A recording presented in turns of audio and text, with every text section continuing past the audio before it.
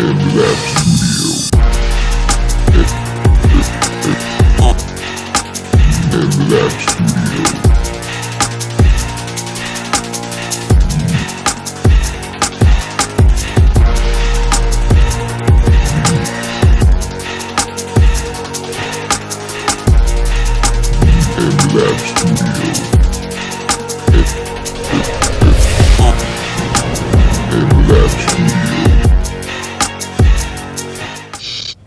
Welcome to mLab Studio.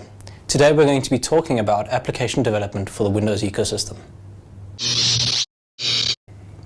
In the past, developers had to kind of sit down, write an application on a PC and target specific platforms. And you were either targeting kind of PCs or you're targeting mobile devices, and it was very difficult to kind of get your applications to be cross-platform. So that was the first thing. The second thing is, once you had your application ready, the only way you could get it to anybody was by putting it onto a CD, putting it into an envelope and sending it to someone, or having a publisher actually make that application available to you. And this was pretty much the only models that we had available. What's changed today is, firstly, we now have different ways of getting applications to people. So using the marketplace, or say kind of using the internet to be able to get applications to people. One of the benefits of marketplaces, though, is that they're on the devices and people can consume those applications very, very easily. So I, as a user, can go into Marketplace and go and find applications by discovering them and searching and so on. And these are the applications I need. And the great thing is that's millions of users a day developers to be able to create applications that get to thousands, if not millions of people. And they can all purchase at a low cost. Your app pricing varies, but purchase at a low cost and you can make lots and lots of money. So one of the other benefits of this is that the advent of Windows 8 and Windows Phone and Azure, we now have a really, really strong model that will enable us to be able to do that easily. As we were saying, with the introduction of Windows 8 and Windows Phone 8, things have become a lot easier. There is now a store which you can kind of publish applications to PC and tablet, and you also have the Windows Phone 8 store, which allows you to get those Windows Phone mobile applications out. The other thing that has changed is we've now trying to make it a lot easier for developers to kind of target both platforms, being Windows 8 applications as well as Windows Phone, very, very easily. So we can reuse your existing kind of Microsoft skill sets, C#, VB, .NET and so on, as well as being able to reuse the code itself across those platforms. While you can't take an application from Windows 8 and run it on a Windows Phone device, there's a lot of reuse that you can actually do. One of the main reasons for you not being able to take a Windows 8 kind of tablet PC app to Windows Phone is the user form factor has changed quite significantly. You have a tablet which gives you a lot more real estate versus a phone, and you generally want to show detail very, very differently between the two platforms. Another thing that we can leverage to be able to tie both of those platforms together is Azure, which allows us to kind of have a single backend hosted in the cloud that can adapt for usage dynamically, and you can kind of ensure that your communication structure is exactly the same between the two platforms. So let's go and have a look at the Windows 8 tablet device as well as Windows Phone 8. So now that we've talked about Windows 8 and Windows Phone 8, let's have a look at them. What I'm going to show you first is Windows 8. What you can see here is the new lock screen. The new lock screen provides us with a bunch of information for applications which I've added to the screen myself.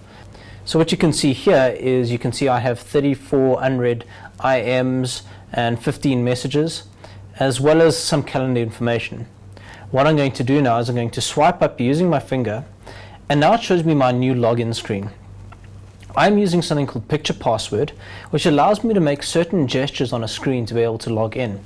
I've recorded these gestures for myself. I'm hiding them from you because I don't want you to know my password.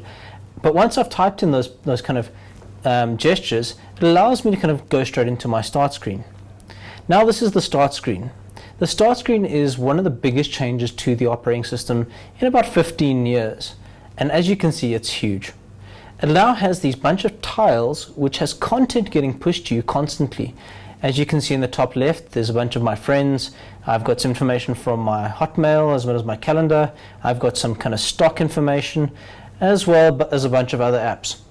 What I can do is I can drag the screen using my finger to go and have a look at all the other applications I have.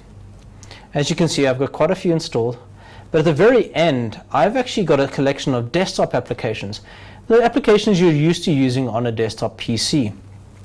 I have like Visual Studio, Blend, I've got all the whole Office suite installed and so on, and a whole bunch of games and other apps. One of the nice things is that I can now go and open an app just by tapping on it. It'll now go and start the finance app for me and go and collect information. One of the big differences with these applications that I'm opening now, which are kind of Windows 8 applications, is that they have content first. They're focusing on it. The minute you open your application, there's content for you to read and see, as well as some stories and so on. It's not that I have to kind of navigate into another application to be able to get more information. Another great feature is this new charms bar. If I swipe in from the right, you'll see that there is this bar on the right hand side of the screen which has a bunch of kind of charms. So there's search, share with a Windows start key, devices and settings. I'm going to hit on the start key and that takes me back to my start screen. The reason I'm going to go back to my start screen is I'm going to start up another application. Let's have a look at weather. So once weather started, this giving me the weather in Johannesburg, I can see now that the way I interact with this is by going in from the sides. So if I go in from the right, it brings me the new start screen. If I go in from the bottom, it brings me basically application bar features, so different kind of features that are relevant to this application. If I go in from the left though, I can now come and swap these applications between each other. So it's a nice and elegant way of kind of interacting. If I want to shut down an application, let's go back to weather because I've seen it. I just drag in from the top and drag down, and that's me killing the application. So I still have finance open, but say I want to go use a desktop application. So the features I'm about to show now are for standard Windows 8 and not Windows RT. So I can now go and open up my desktop and I can now have access to everything as per normal. Let's go back and show you another feature. So now say I have the Bing Finance application open and I want to say see my desktop side by side to it. I can drag this into the screen and let go and you'll see it now snaps to the side. I can now drag this across and get a full desktop, while on the right hand side I have a minimized view of the Bing Finance application. Let's close this. So say for example I wanted to now go and search this application.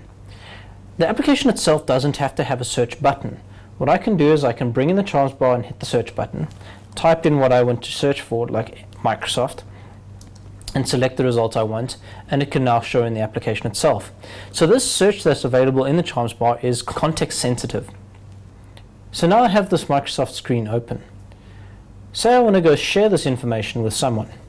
So if I bring in the charms bar and click on the share button, it now gives me the option of applications that can share the types of information that this application shares. So I can now go and email it to people, use Twitter, as well as kind of stumble upon or whatever I want that can consume it. So those are some of the really great new features of Windows 8. Let's have a look at Windows Phone now. So what I have here is a Nokia Lumia 820, and as you can see, the lock screen is very similar to Windows 8. It has the time, some other information about the kind of day, and all that kind of stuff. I'm going to swipe up, and you'll see that the kind of user experience is very similar. We now have tiles that information is getting pushed to us. We have a whole bunch of applications that are running on the start screen, and I can customize the positioning of these items. So if I want to move kind of marketplace up, I can move it and swap it, and I can change the sizes. And pretty much play with and customize this and make this very personal. The other thing I can do is I can, like say for example, fire up Hotmail. I can now navigate through here, just very much similar to what we're used to. What I can also do is I can drag the screen to the side, and this gives me a list of all the applications. So for example, if I wanted to now add OneNote to my start screen, I'll just say pin to start screen, and it's now pinned. I also have a whole bunch of kind of social kind of contacts. These are all my contacts. It's now going to go and update and look for news from everybody, as well as all my photos and groups and so on. So as you can see, the user experience is very, very similar to Windows 8. Has tiles, very, very kind of slick and smooth, and has information being pushed to me without me having to open applications. which is, I think, is a really great story from a development point of view, allowing us to use similar kind of design concepts across both of the platforms. So now that you've seen the new operating system and you've had a chance to look at the new features such as sharing and charms, as well as on the Windows Phone with the live tiles and so on, let's have a look at the architecture that these platforms are based on. The very first thing you need to know is WinRT is the new development platform, which allows us as developers to write applications for both Windows Phone as well as Windows 8. So with WinRT being the base of the platform, we have a number of layers that sit on top of it. The first one being the framework API that you're allowed to access. What this allows us to do is actually access features of the operating system in a controlled and secure way. So we would give developers access to things like GPS, accelerometers, microphones, and so on through this API in a user-approved mechanism. So you request access to these kind of features, and the user will say, yes, you can use these features, and go on. On top of that, we have languages. So there's various languages you can write applications. The first being VB.NET, what we know as the .NET framework. Now this allows us who are existing Microsoft developers to kind of continue to reuse those skills going forward and develop applications easily. We now also open up the framework to native code and C++. So you can write applications using C++ and XAML, which is our markup language for the UI, which is common across both C# and C++, to be able to draw your applications out and run them. Finally, we have now also expanded the family of languages we support to HTML and JavaScript. This allows all us existing web developers to be able to reuse those exact skills that they've had to be able to write native applications. So now you have a better understanding of the architecture. Let's have a look at some of the tools that you can use to be able to develop these applications. First off, we have Visual Studio. Visual Studio is your integrated development environment, which allows you to write applications, compile them, test them, deploy them to devices, and so on. It's a really, really rich kind of development experience. We provide you with a whole lot of tools. It makes your life as a developer really, really easy. The second tool that I'm going to show you is a tool called Expression Blend, which allows you to, as a designer, to be able to go and design your UI in a very drag and drop kind of fashion. It also has very similar kind of tools such as timelines for animations and so on. So let's go and have a look at these kind of development tools so you guys can get a better understanding of how they work. Now we've looked at the architecture, let's go and look at the development tools and environments. So I now want to go develop a Windows 8 or Windows Phone application. I can just go and run Visual Studio, which comes as part of the SDK. I'm using Ultimate, which you have to purchase, but the Express Edition that comes with, you can do all your dev needs inside it. I'm then going to go and select New Project, which will now prompt me and ask me what type of project. I'm going to select a Windows 8 project, but it's very same for Windows Phone. I'm just going to select a grid application, click OK, and it's going to now start kind of compiling the structure of the project for me. Once this is done, I'll be able to start kind of creating my application and developing. As you can see, I now have some code in the background here as it sets up. I can now start coding. One of the things about Windows 8 development and Windows Phone development is we use something called XAML to do our kind of user interface markup. If I now go open up this XAML file, you'll see that we have a layout designer, which allows us to actually see what's being done, as well as XML at the bottom here, which allows us to go and modify things textually instead of doing drag and drop. This does take a little bit of time to load because it's a fairly large file, but it does give you a visual representation. Once that's opened, I can also go and now run these applications. I can debug on my local machine. I can even deploy this to a remote machine. And this remote machine can be another machine on my network or so on. So that's Visual Studio. Visual Studio gives me a really, really interesting way and a really easy way of being able to develop applications. But if I'm not a developer and I'm a designer and I want to work with a file, I can actually go and right-click on this file and I can open this in Blend. This will open up Blend for Visual Studio 2012. This also comes part as the SDK, and this is more of a designer's view of application development. And this allows them to go and write and create things like animations, as well as work with a more what you see is what you get kind of approach to the UI itself. So let's just wait for a second for this to open. Now it's opening this file in Blend, and you'll see that the UI is actually very different to Visual Studio. Okay, and here you'll see we've got our view. And actually we can actually start interacting with these things. If I wanted to go and add new kind of assets to the screen, I can now go and grab a button and drag and drop this onto here, and it'll then go and add this button into the screen itself. And I can go and play with this as much as I want. I can now go and move things around the screen. I can go and modify the kind of colors that everything are. I can change the text colors.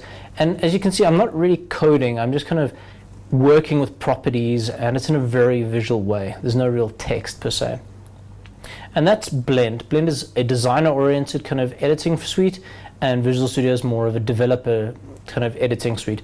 Both have their pros, and there are things that they're better at. As a developer, I'd recommend working with both.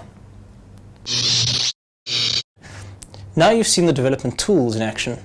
It shows you how easy it is as a developer to go and write mobile applications for tablet, for phone, as well as for PC.